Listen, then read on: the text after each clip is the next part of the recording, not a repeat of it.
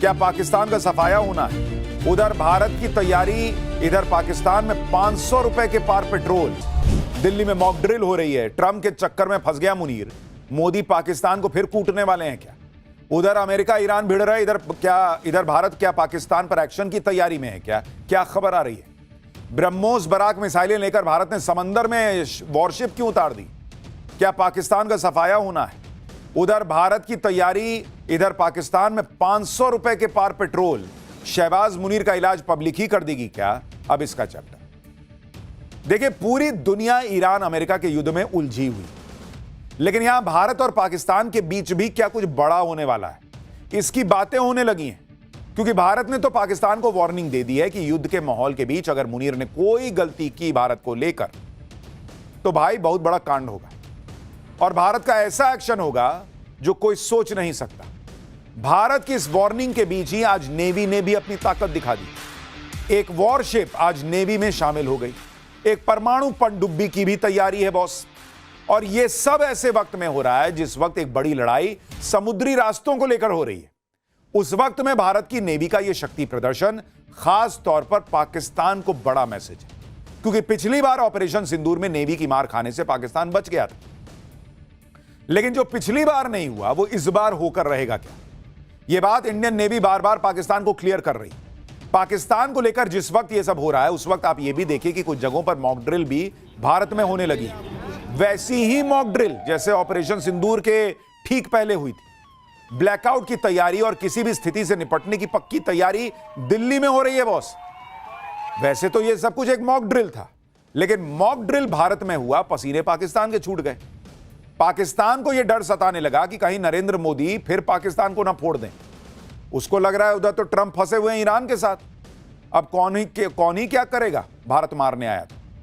यानी कहीं ऐसा ना हो कि उधर पूरी दुनिया ईरान युद्ध देखती रह जाए, इधर पीएम मोदी पाकिस्तान का इलाज कर दे। पाकिस्तान के खौफ का लेवल इसलिए भी बढ़ गया क्योंकि जब दुनिया का ध्यान अमेरिका ईरान पर है, उस वक्त भारत अभी सैन्य ताकत को लगातार बूस्टर डोज दे रहा है। आज आपको बताऊंगा एक परमाणु पनडुब्बी और दूसरी तरफ जंगी जहाज समंदर में भारत ने अपनी ताकत को नई धार कैसे और क्यों दे दी। आईएनएस तारागिरी और आईएनएस अरिदमन की ताकत से पाकिस्तान क्यों घबरा गया। पाकिस्तान के रक्षा मंत्री ने क्या कह दिया, क्या उनको भी लग रहा है कि भारत मारने आने वाला है। भारत में कैसे युद्ध जैसे हालात से निपटने की मॉक ड्रिल हो रही है। मोदी के दिमाग में क्या चल रहा है। अगर पाकिस्तान फिर से किसी लड़ाई में कूदा तो क्या वहां पहले से जो हाहाकार मचा है, पेट्रोल की कीमत 500 के पार जा चुकी है, पाकिस्तान बचेगा नहीं क्या? क्योंकि वहां ऑलरेडी महंगाई का बम फट रहा। मुनीर शहबाज हर तरफ से फंस गए। आज पाकिस्तान और भारत के बीच अब क्या होने वाला है, ईरान अमेरिका युद्ध के बीच, इसकी बात करूंगा, लेकिन पहले एक झलक देखिए।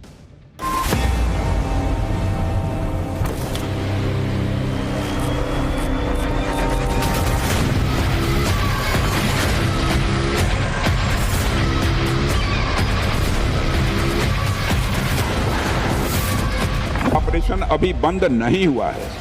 यदि किसी प्रकार की नापाक हरकत पाकिस्तान की तरफ से हुई तो हमारे सैनिक उसका मुंहतोड़ जवाब देंगे।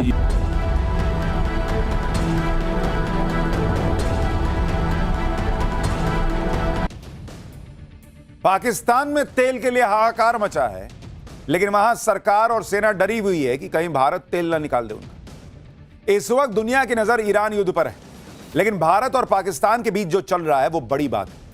भारत ने मुनीर को डायरेक्ट चेतावनी दी है कि किसी तरह की हिमाकत मत करना, वरना ऐसा एक्शन होगा जो सोचा नहीं। अब सवाल है कि इस भारत जो कह रहा है उसकी टाइमिंग जो है ना वो बड़ी इंपॉर्टेंट है। दरअसल ईरान युद्ध में मध्यस्थता का माहौल बनाकर पाकिस्तान बहुत उछल रहा है। मुनीर को लग रहा है कि उसके सिर पे तो ट्रंप का हाथ है। ईरान से मध्यस्थता के लिए ट्रंप को उसकी जरूरत है। ऐसे मौके का फायदा उठाकर मुनीर भारत के खिलाफ कोई हिमाकत कर सकता है, यह सोचकर कि ट्रंप पाकिस्तान को बचाने आ जाएंगे। लेकिन भारत ने कायदे से समझा दिया कि किसी गलतफहमी में मत रहना।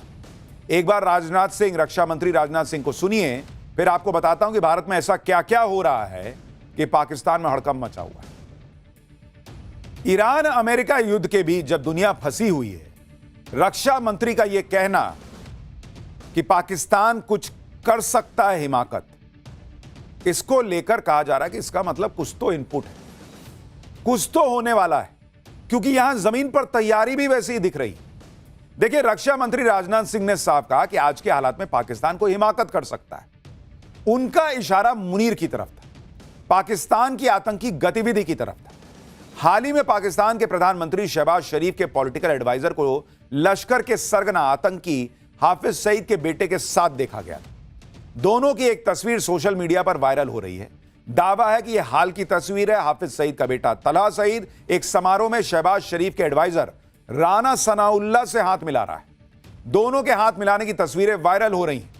अगर यह तस्वीर हाल की ही है जैसा दावा किया जा रहा है, तो सवाल उठ रहा है कि क्या पाकिस्तान भारत के खिलाफ कोई आतंकी साजिश रचने की फिराक में है? क्या ईरान युद्ध की आड़ में मुनीर कोई साजिश रच रहा है?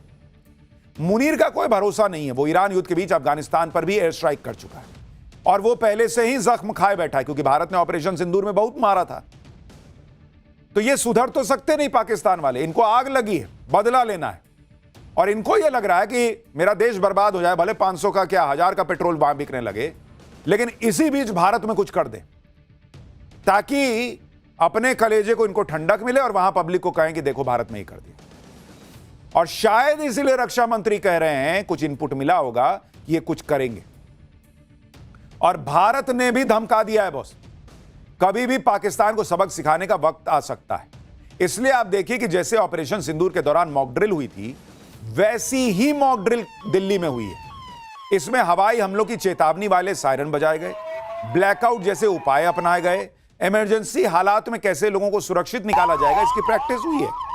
कल रात 8 बजे दिल्ली में 17 लोकेशन पर मॉक ड्रिल की गई। स्कूल में, कॉलेज में, रेसिडेंशियल कॉम्प्लेक्स में, सरकारी दफ्तरों में ड्रिल की गई।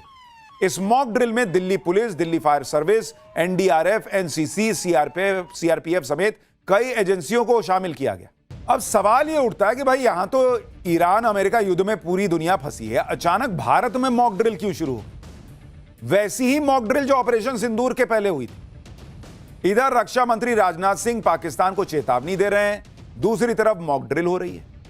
और इसके बाद यह चर्चा तेज हो गई कि क्या पीएम मोदी फिर से पाकिस्तान को फोड़ने वाले हैं, क्योंकि हाल के दिनों में सीसीएस की भी बैठक हो चुकी। मॉक ड्रिल देखकर पाकिस्तान के अलग होश उड़े हुए हैं। उसे ऑपरेशन सिंदूर याद आ रहा होगा।